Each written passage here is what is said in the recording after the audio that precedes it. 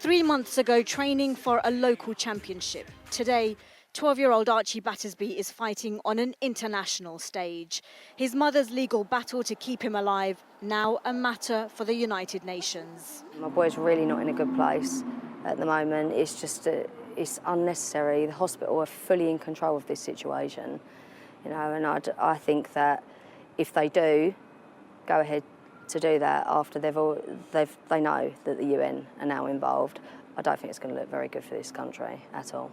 Weeks into his hospital treatment, the NHS trust taking care of him took her to court. Here's what happened. First, the High Court ruled that the hospital could carry out a brainstem test in order to determine whether Archie had died.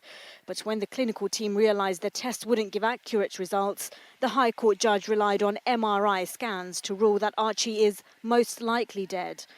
The family challenged this at the Court of Appeal, arguing that you can't declare someone dead based on a balance of probabilities.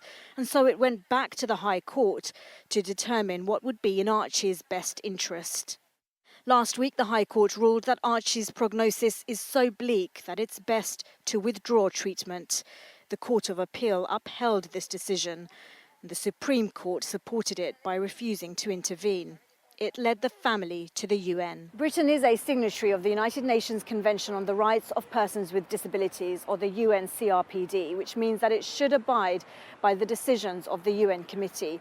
And if it doesn't, then it's breaking international law. Experts say that the UN has never before brought a case like this against the UK.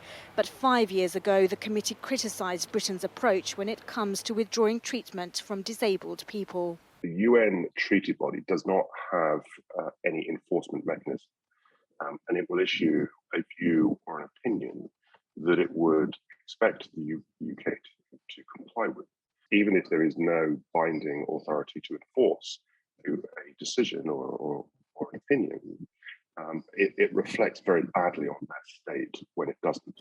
Barts Health NHS Trust says it cannot delay withdrawing treatment without an order from the UK courts. In a statement, it said, "We're giving Archie's loved ones time to come to terms with the decision of the courts that treatment should not continue and are involving them in each stage." The UK government told Sky News it has received the UN's letter and will consider it carefully and respond in due course.